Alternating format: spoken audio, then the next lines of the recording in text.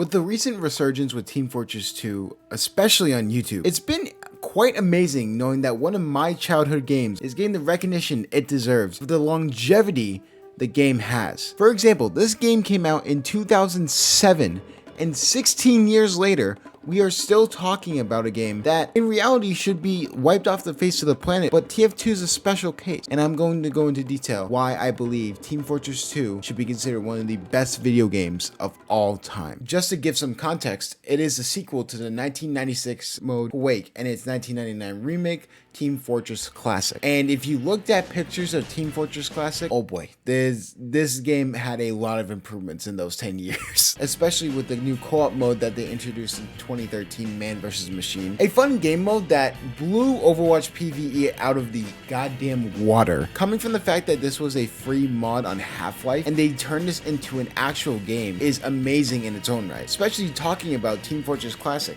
where they had that original military vibe, trying to make it realistic, but trying to integrate the different objectives that they wanted to integrate in the first place. Ever since then, it's been one of those games that has always consistently been there. Ever since Team Fortress 2's release, the game has constantly been there and been a consistent player in the multiplayer shooter genre for years now. Like I said, for over 16 years, this game has not died, and the community is still out there showing love. I mean, just look at this stat. Team Fortress 2 hit a peak of 253,997 simultaneous players on July 14th in 2023, blowing it out of the water from its previous stats. This is a game that's been getting a resurgence recently that I love, because this is a game that I played from 2011 all the way till now. I obviously didn't play it the entire time because I would have a lot more hours on it, but TF2 was one of those games that I grew up on. I played on my laptop when I was like 12 years old, getting shit talked by some random dude named like Military Keith. I'm just owning the lobby. But that's the cool thing about Team Fortress 2. The community has been the literal sole reason that the game is even relevant. Sure, Steam does updates, but most of Steam's updates have been from maps that were introduced through the Steam community. It's honestly astonishing how people are still playing this game. I have a few reasons why. Now, I know what you're thinking. You heard best game of all time and you immediately turned off the video. But for the people who stayed, first of all, thank you. I wanted to give my explanation. One of the main things I look for in a game is longevity. Longevity is the reason that games can be one of the greats. Because if you have a game for 2 to 3 years and then it falls off a cliff, there's no reason in calling that game a great game. Yeah, it's a great game for that era, but it doesn't really stick. A good case is Super Mario Bros. They've reinvented Super Mario Bros. To have more graphics each time, but people still enjoy it, and it is a mainstay in the Nintendo community. Like other games like Mario Kart, Mario Party. If we want to go to the Call of Duty scene, they've done Call of Duties nearly every single year, and they still have their core community that they can rely on. Even something like Zelda, even a game like Legend of Zelda Tears of the Kingdom, sold 10 million units in the first 3 days, 2.24 million which were sold in the game's domestic market of Japan. And as of June, they've sold 18.51 million copies. Oh, fuck, that's a lot, Jesus Christ. And I think the point I'm trying to make here is that as long as a game is good, you can do sequels on the game. It really depends on the company on how they want to perceive it. But Team Fortress 2 did it in a way that not many people do it. Power to the people. Now, when I say that, what do I mean? Every time that Team Fortress 2 would do an update, they would always ask the community on what they would want. Whether it be new maps, adjustments to operators, adjustments to the main characters, maybe adjustments on certain game modes and objectives. They've been one of the only companies that have been focused and wanting their community to build their game, which is why it's been so successful. And in the later stages, when they do quote unquote updates, it's usually mostly stuff from the community, especially the maps and the cosmetics that come in. Another thing to mention is how relatable the characters are. In my last video where Crash Bandicoot was better than Mario in my opinion, I mentioned one thing. Those characters were so relatable. And the same thing factors in here. You have to think of characters like the Scout, a dude from Boston who's a cocky asshole. You have the Heavy, a Russian militant dumbass who just has a machine gun and just sprays whenever he wants to. The Medic, a medicinal psychopath who was let go from med school.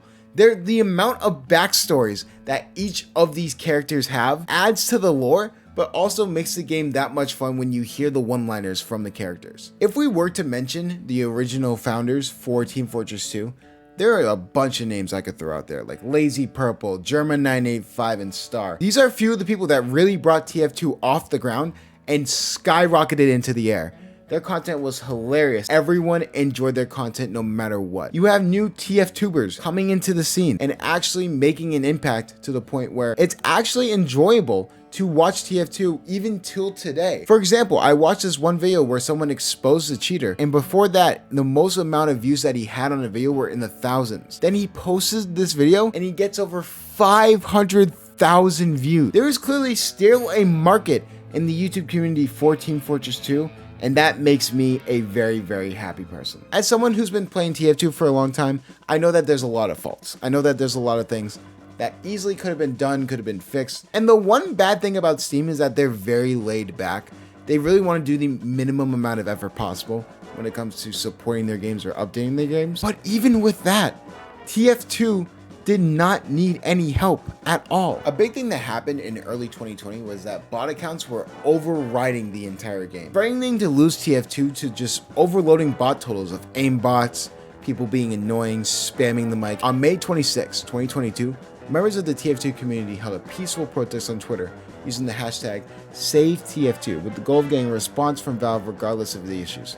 With the hashtag trending on Twitter, Valve responded, saying, "TF2 community, we hear you. We love this game and know how you do too. We see how large this issue has become and are working on improving things." Then in June and July, Valve released a number of patches to help players deal with the bot issue, such as improving the game's vote kicking system so that both teams can vote kick players accused of abusive behavior at the time.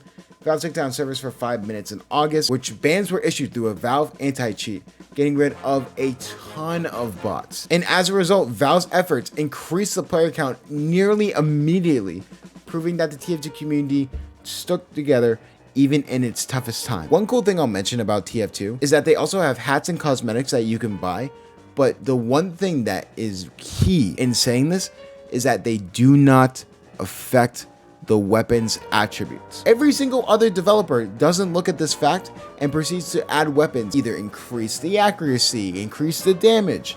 But with TF2, it was one of the few games that actually focused on just having fun and just having the game be good. Now, what are my honest thoughts of TF2? I think TF2 is one of the best games of all time, not for its content, not because of the quality, and not because of the story. It's because the community and the longevity of the game is something that we haven't seen anywhere else in the community. Unless you talk about juggernauts like Legend of Zelda, Super Mario, and other huge names. Of course, this game is close to me because I have been playing it since basically late 2011, but this is one of the games that I enjoyed so much as a kid that on my old account that I lost, I had easily 2,000 hours on it.